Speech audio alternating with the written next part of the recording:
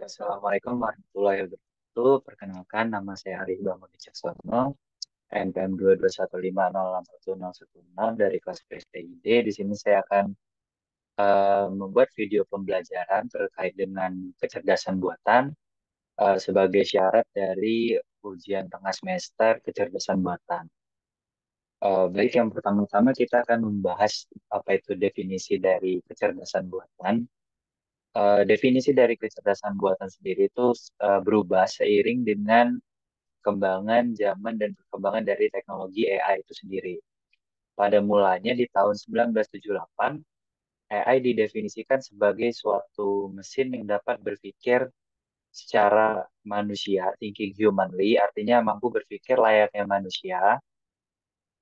Kemudian pada tahun 1990, definisi berubah menjadi acting humanly, yang artinya kecerdasan buatan selain juga dapat berpikir selayaknya manusia, eh, sistem ini juga dapat mengambil keputusan layaknya manusia. Jadi selain eh, kecerdasan buatan ini mampu berpikir seperti manusia, tapi juga mampu berperan, bersikap seperti manusia. Kemudian definisi berubah di tahun 1992 yang berubah menjadi thinking rationally, yang mana artinya kecerdasan buatan ini selain juga dapat berpikir seperti manusia, namun dia juga dapat berpikir rasional, yang mana seperti yang kita ketahui, eh, manusia manusia itu seringkali mampu berpikir namun tidak rasional. Tidak rasional artinya banyak faktor-faktor yang mempengaruhi dari pemikiran manusia itu sendiri, seperti eh, melibatkan perasaan atau emosi yang membuat terkadang manusia tidak mampu berpikir secara rasional. Oleh karena itu, kecerdasan buatan tidak akan terpengaruh oleh faktor-faktor tersebut yang membuatnya mampu berpikir secara rasional. Kemudian pada tahun 1998 definisinya berubah menjadi suatu mesin yang dapat berpikir secara rasionali. Yang rasional artinya mesin ini selain dia dapat berpikir secara rasional, berpikir secara rasional tanpa melibatkan faktor-faktor lain, juga mampu bertindak secara rasional, mengambil keputusan yang rasional uh, berdasarkan data yang ia pelajari dan didapat dari kecerdasan buatan tersebut untuk mengambil keputusan yang rasional tanpa melibatkan faktor lain. Dan untuk definisi ini, uh, definisi dari mesin yang mampu mengambil bersikap secara rasional itu terus hingga saat ini, terus bertahan hingga saat ini. Kemudian dalam pengembangan kecerdasan buatan sendiri itu terdapat 4 teknik dasar. Untuk teknik dasar utama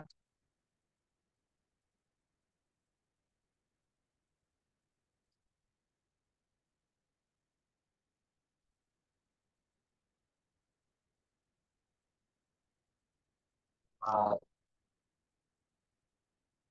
di dalam pengembangan artificial intelligence ini terdapat 4 teknik dasar, yaitu teknik searching, teknik reasoning, teknik planning, dan teknik learning.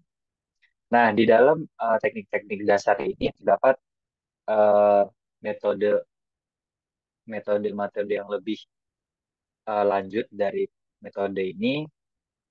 Terdapat algoritma dari setiap-setiap metode pengembangan kecerdasan buatan ini. Yang pertama kita akan membahas terlebih dahulu mengenai teknik searching. Searching sendiri ini merupakan metode pada kecerdasan buatan, di mana metode ini akan menemukan solusi-solusi dari langkah-langkah sistematis. Pada metode searching ini akan mencari langkah-langkahnya terlebih dahulu, yang mana dari langkah-langkah ini barulah dicari solusi dari permasalahan yang ada. Sebagai contoh, di sini ada algoritma blind search. yang mana merupakan salah satu teknik dari searching, yaitu eh, teknik ini tidak memerlukan informasi tambahan. Adapun algoritma dari blind search ini ada BFS dan DFS. Apa itu BFS dan DFS? BFS sendiri merupakan algoritma yang kepanjangannya itu breadth first search, yang artinya em, algoritma ini akan mencari. Jadi untuk BFS dan DFS ini akan, pada mesin ini kalau digambarkan itu akan membentuk seperti pohon keputusan, di mana terdapat not-not yang ada pada eh, pohon tersebut, yang mana apabila kita menggunakan algoritma breadth first search, itu akan dicari dari not secara melebar. Jadi dari mesin itu akan mengecek not yang paling kiri, kemudian apabila tidak ditemui solusi di situ, dia akan berpindah ke not yang sebelahnya, dan apabila tidak mendapatkannya lagi akan berpindah ke sebelahnya, terus hingga not-not yang ada pada satu baris menyamping itu habis. Barulah dilanjut ke not yang di bawahnya. Nah, kemudian kalau untuk DFS sendiri, yang merupakan singkatan dari Depth First Search itu akan mencari pada satu pada satu cabang, dan dia akan terus mencari hingga ujung not yang paling ujung dari cabang tersebut. Barulah berpindah ke cabang setelahnya. Itu perbedaan antara BFS dan DFS, yang merupakan algoritma dari eh, blind search.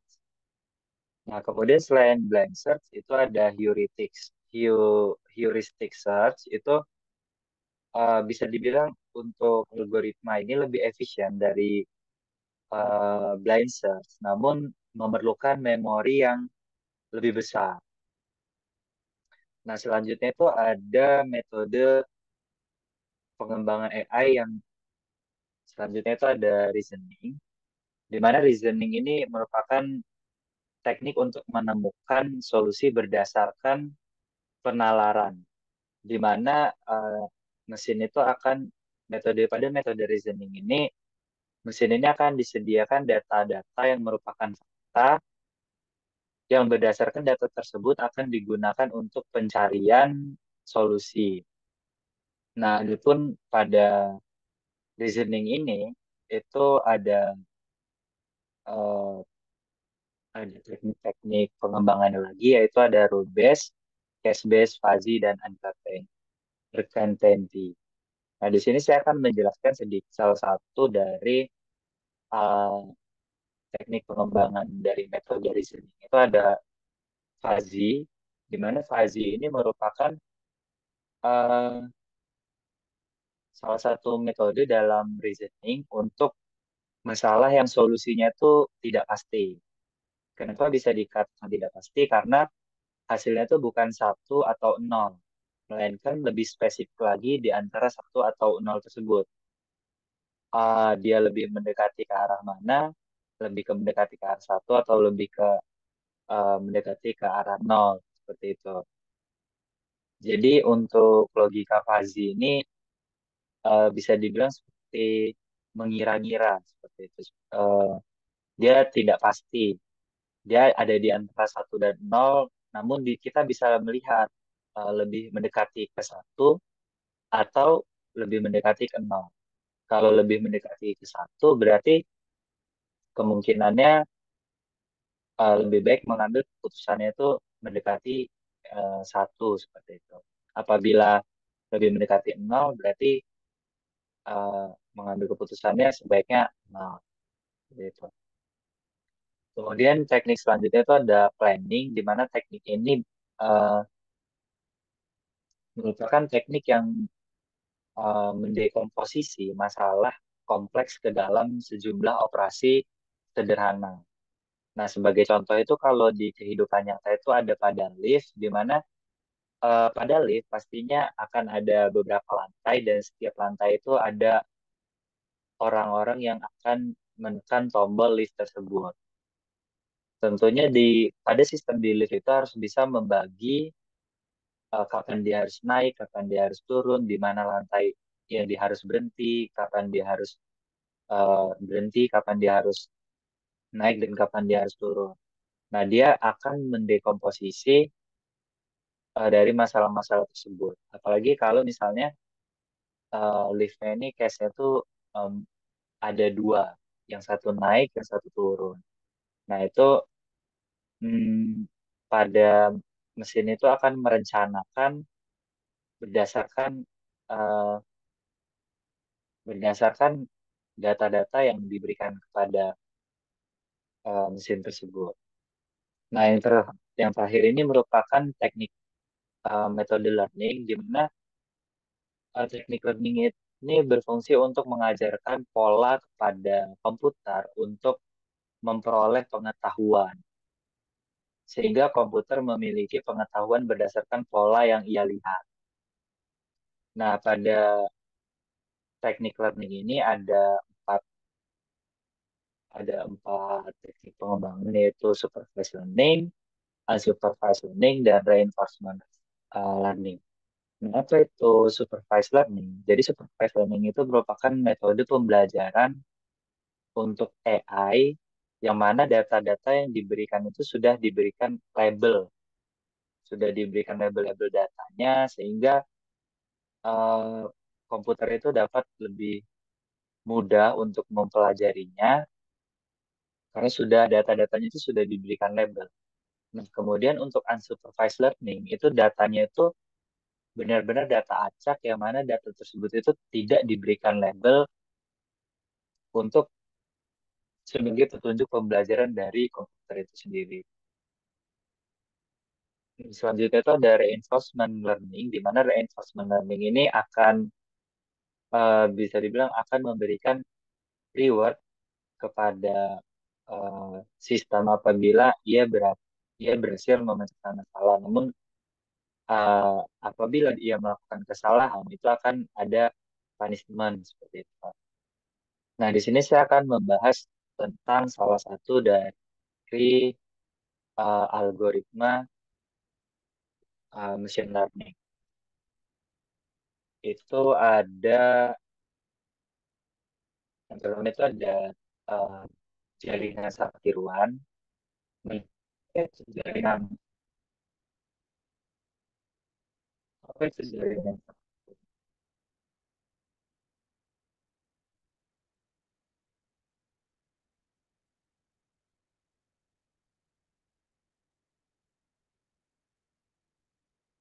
Itu dimaksud dengan jaringan saraf tiruan. Jadi jaringan saraf tiruan ini merupakan uh, algoritma di mana algoritma dari mesin learning, di mana mesin itu meniru bagaimana cara kerja dari otak manusia. Seperti yang sudah kita ketahui, bahwasannya di dalam otak manusia itu terdapat neuron-neuron dan dihubungkan dengan akson.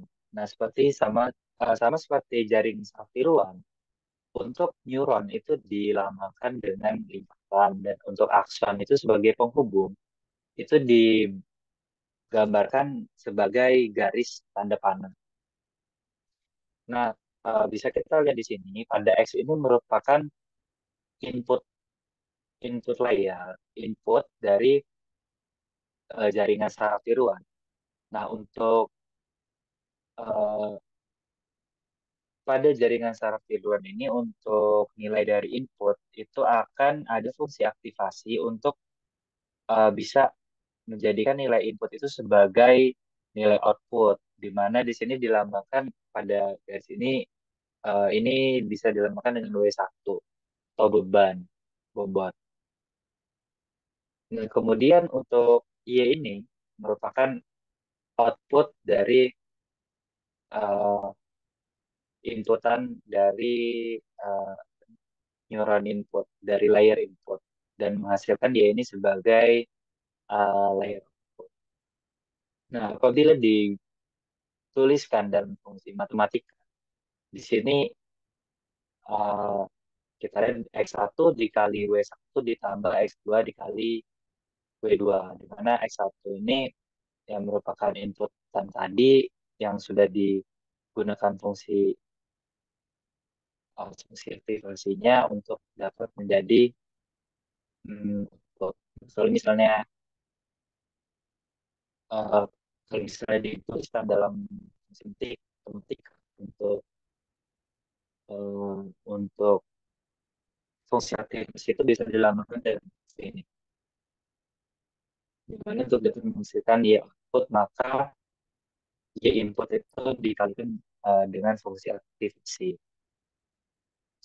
Nah, kemudian untuk jaringan si tiruan sendiri itu selain ada